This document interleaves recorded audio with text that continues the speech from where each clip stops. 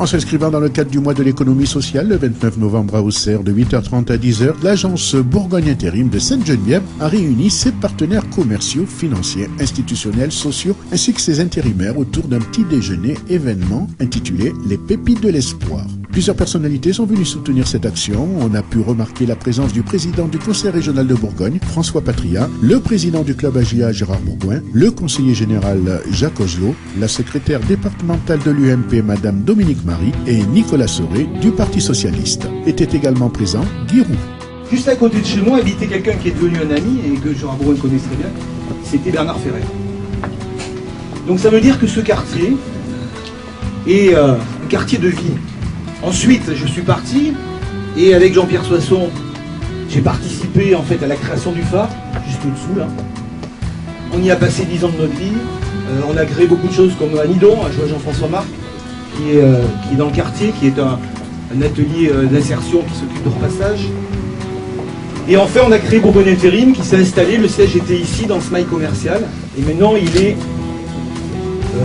dans la cité Gallieni, juste à côté, où on a le siège de toute nos sociétés.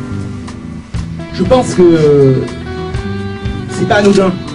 Je pense que la période que l'on traverse, il suffit d'allumer la radio ce matin, pour voir que le chômage ne cesse de progresser. Il n'a jamais été aussi haut depuis 1999. Le propre de notre société, dans le cadre de cette manifestation, le propre de notre société, c'est d'essayer de travailler sur la file d'attente. Il ne s'agit pas de faire des miracles. Il s'agit surtout en fait de permettre à des personnes dans cette file d'attente de rentrer dans l'ascenseur de la promotion sociale, car ils n'y seraient pas rentrés sans des structures comme les... Nous avons pu recueillir les impressions de Nicolas Soré sur cet événement. Moi j'étais ravi de venir chez Bourgogne Intérim pour fêter cette manifestation, leur petit déjeuner.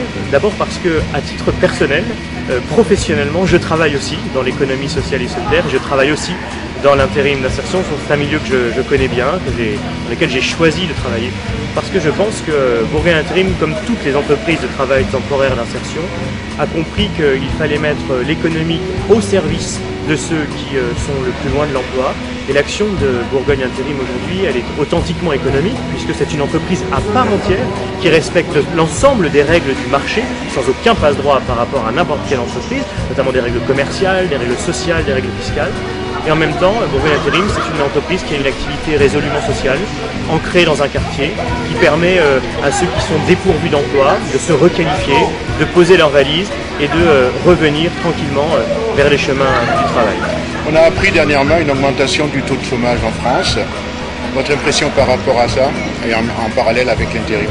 J'en pense comme tout le monde, bien sûr, que c'est une catastrophe, et que si on n'arrive pas à redresser la barre, c'est la cohésion sociale de notre pays qui va souffrir. Vous savez, quand vous perdez votre emploi, vous perdez une structuration sociale autour de vous. Et il ne faut pas s'indigner du fait qu'à un moment, les gens qui perdent leur boulot et qui dégringolent dans la précarité aient des réactions de violence. Donc je crois qu'il faut tout faire pour essayer de retrouver les chemins de l'emploi durables. Moi je crois que la France souffre notamment d'un manque d'une politique industrielle ambitieuse qui ne peut être menée qu'au niveau européen parce que la France seule ne peut plus rien faire.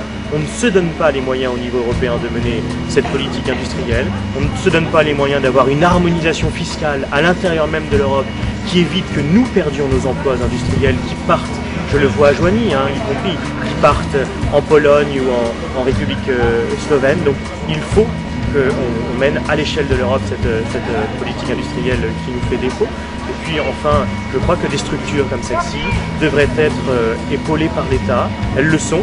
Vous l'avez entendu comme moi, à hauteur de 13% de leurs produits, c'est-à-dire pas grand-chose. Ce sont des structures qui sont rentables pour la collectivité. Quand la collectivité donne 1 euro, c'est 5 euros qui reviennent sous forme de charges sociales, de rentrée fiscale à la puissance publique. Donc je pense que l'État doit continuer à donner les moyens à ce genre de structures et ne pas se désengager comme il le fait actuellement.